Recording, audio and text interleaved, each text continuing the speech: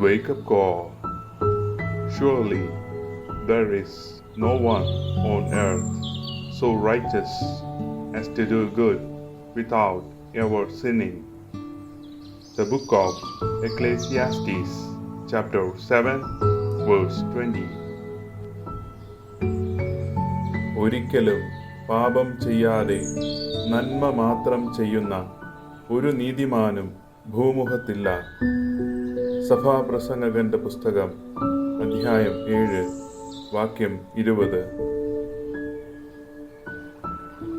Good morning. Laudetur Jesus Christus.